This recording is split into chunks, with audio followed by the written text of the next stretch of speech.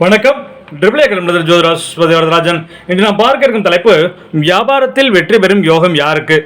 ஒரு சின்ன பதிவு தான், பார்த்து பயனடையலாம். நம்ம சேனலை சப்ஸ்கிரைப் பண்ணுங்க. அப்போதான் பதிவுலாம் வரிசையாக வரும், பார்த்து பயனடையலாம். ஜோதிடத்தை எளிமையாக படிக்க ஆர்வமுள்ளவர்கள் 9788255043 இந்த நம்பருக்கு கால் பண்ணுங்க. BSS central government approved 1 year diploma in astrology, அதோடு சேர்ந்து diploma in acupuncture and basic siddha varma 1 year course நடக்குது. இயற்கையும் பிரபஞ்சமும் அனுகிரகம் பெற்றவர்கள் அனைவரும் வந்து படிப்பில் சேர்ந்து கொள்ளலாம். அட்மிஷன் நடைபெறுகிறது. குறைந்த அளவில் சீட்டுகள் உள்ளது. விரைவில் வந்து பயனடையுங்கள். இப்போது நம்ம தலைப்புக்குள்ள போகலாம். வியாபாரத்தில் வெற்றி பெறும் யோகம் யாருக்கு? நமது உயிர் வாழ்வதற்கு ஆதாரமாக இருக்கக்கூடிய நமது விவசாயத்தை தொழிலாக பார்க்கும் நமது அன்பு தெய்வங்களுக்கு அடுத்தபடியாக உற்பத்தியாகும் பொருட்களை கொண்டு போய் பயன்பாட்டாளர்களிடம் சேர்ப்பதில் பெரும் பங்கு வகிப்பவர்கள் வியாபாரிகள். வியாபாரம் செய்து கோடீஸ்வரராகும் கனவு எல்லோருக்கும் உண்டு.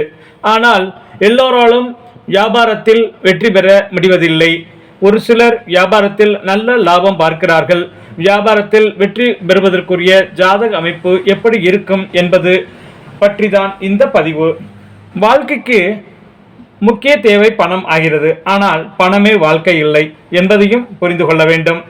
ஆனால் நுகர்வு கலாச்சாரத்தில் வாழ்க்கைக்கு பழகி போன மனிதன் பணத்தை நோக்கியே பயணம் செய்கிறான். பயணமல்ல, இது ஓட்டம். நிற்காமல் ஓடிக்கொண்டே இருக்கிறான். இந்த ஓட்டத்தை நிறுத்தவே முடியாது. மாத சம்பளம், தினசரி சம்பளம், சொந்த தொழில், வியாபாரம், கமிஷன் ஏஜென்ட் என பல தொழில் வழிகளில் தனது பொருளாதார தேவைகளை பூர்த்தி செய்ய வேண்டியது இருக்கிறது. இதில் வியாபாரத்தில் வெற்றி பெறும் அமைப்பு யாருக்கெல்லாம் இருக்கிறது என இந்த பதிவில் பார்க்கலாம்.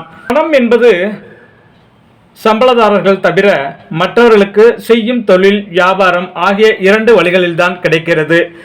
இத்தகைய வழிமுறைகளில் பொருள் ஈட்டுபவர்களை 2 விதமாக நாம் பிரிக்கலாம்.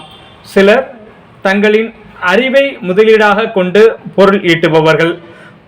எடுத்துக்காட்டாக ஆடிட்டர், எலக்ட்ரீஷியன், மோட்டார் வாகன பழுது பார்ப்பவர்கள், இவர்களெல்லாம் சொல்லலாம். சிலர்தான் தேர்ந்தெடுத்த வர்த்தகத்தில் பண முதலீடு செய்து ஒரு இடத்தில் பொருட்களை வாங்கி மற்றொரு இடத்தில் விற்பனை செய்பவர்கள். எப்போதுமே தான் மேற்கொண்ட வியாபாரத்தில் தனது புத்திசாலித்தனத்தையும் இணைக்கும் போதுதான் அவர்கள் வெற்றி பெற்ற வியாபாரிகளாக திகழ முடியும். ஜோதிடத்தில் வியாபாரத்தில் ஒருவர் வெற்றி பெற வேண்டுமானால் அவரின் ஜாதக கட்டத்தில் தனஸ்தானமான 2ஆம் இடத்தையும், வேலை மற்றும் கடன் சம்பந்தமான 6ஆம் இடத்தையும், தொழில் ஸ்தானமான 10ஆம் இடத்தையும், லாபஸ்தானமான 11ஆம் இடத்தையும் கவனிக்க வேண்டும். இந்த 4 ஸ்தானங்களையும் சுப சூட்சும வலுவுடன் இருந்தால்தான் ஜாதகர் வெற்றிகரமான வியாபாரிகளாக திகழ முடியும். இதிலும் குறிப்பாக 6ஆம் இடம் ஒருவரின் ஜாதகத்தில் வலுவடைய கூடாது. அப்படி வலுப்பற்றால் ஜாதகர் வியாபாரத்தில் லாபம் ஈட்ட முடியாது. அடுத்தவரின் கீழ்தான் பணிபுரிய வேண்டியிருக்கும். அதே சமயம் 10ஆம் இடம் வலுப்பற்றால் ஜாதகர்கள் சிறந்த வியாபாரிகளாக, தொழில் அதிபர்களாக திகழ முடியும். வியாபாரம் என்பதை செய்வதற்கு பங்குதாரர்கள், பணியாளர்கள், வாடிக்கையாளர்கள் என 3 விதமான மனிதர்களை தன் ஆளுமை திறனால் கையாள வேண்டியது இருக்கும். பங்குதாரர்களை கூட நமக்கு பிடித்தால் சேர்த்து கொள்ளலாம், பிடிக்காவிட்டால் தனியாக தொழில் செய்யலாம். பணியாளர்களையும் வாடிக்கையாளர்களும் வியாபாரிக்கு மிகவும் முக்கியமானவர்கள். இதற்கு சூரியன், சனி ஆகிய கிரகங்கள் ஜாதகத்தில் சிறப்பான முறையில் அமைந்திருக்க வேண்டும். சூரியன் ஆளுமை பண்பை குறிப்பவர்.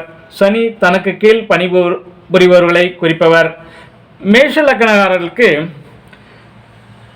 லக்னக்காரர்களுக்கு 10ஆம் இடமான மகரத்தின் அதிபதி சனியும் 2ஆம் இடமான சுக்கிரனும் இணைந்து குருவின் தொடர்பு ஏற்பட்டால் அவர்கள் வர்த்தக பிரமுகர்களாக திகழ்வார்கள்.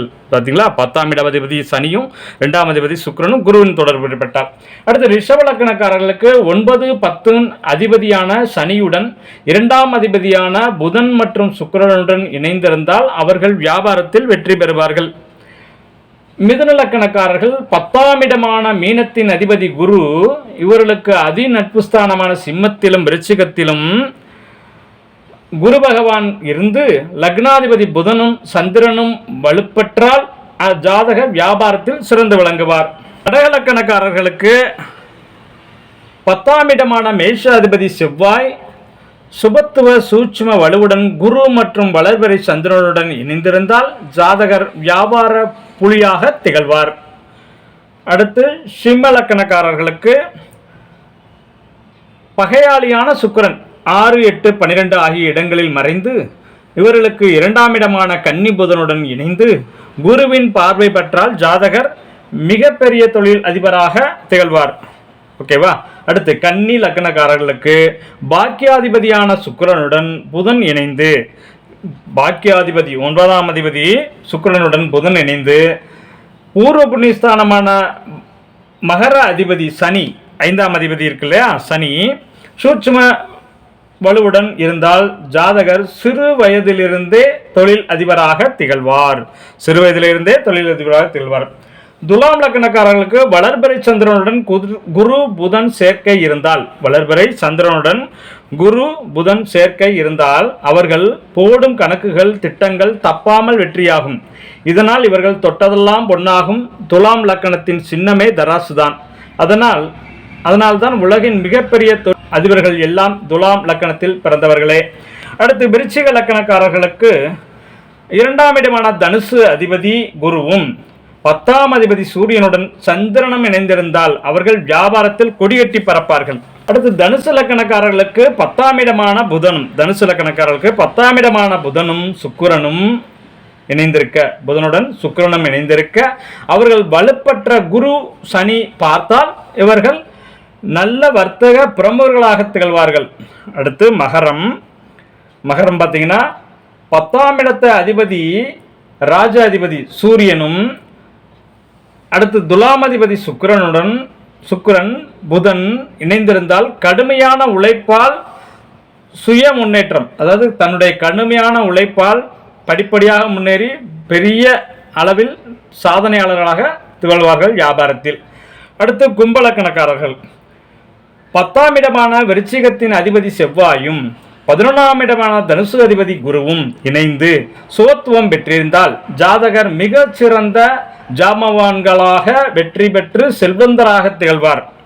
அடுத்து மீனம். மீன லக்னக்காரர்களுக்கு லக்னாதிபதியும் தொழில் சாண அதிபதியும் குருதான். இவருடன் 2ஆம் இடத்த அதிபதியான செவ்வாயும் 11ஆம் இட மகர அதிபதி சனியும் சுபத்துவமாக வலுப்பெற்று இருந்தால் ஜாதகர் ஆன்மீக அறக்கட்டளை கல்வி நிறுவனங்கள் நடத்துவதாலும் நூல்கள் விற்பனை செய்வதன் மூலமாகவும் கோடீஸ்வரராக திகழ்வார். அனைவரும் இந்த பதிவை ஒரு தடவைக்கு 2 தடவைக்கு பொறுமையாக பார்த்து தங்களின் ஜாதகங்களையும் தங்கள் குடும்பத்தினர் ஜாதகங்களையும் பொறுமையாக பொருத்தி பாருங்கள். தங்களுக்கு வியாபாரத்தில் செல்வந்தராக, தொழில் மூலம் செல்வந்தராக முடியுமா, அதற்குரிய அமைப்பு இருக்கிறதா என்பதை அறிந்து கொண்டு தங்கள் வாழ்வியலை அமைத்துக் கொள்ளுங்கள். ஆரோக்கியமாக இருங்கள், ஆனந்தமாக வாழுங்கள். வாழ்க வளமுடன், வாழிய பல்லாண்டு. நன்றி.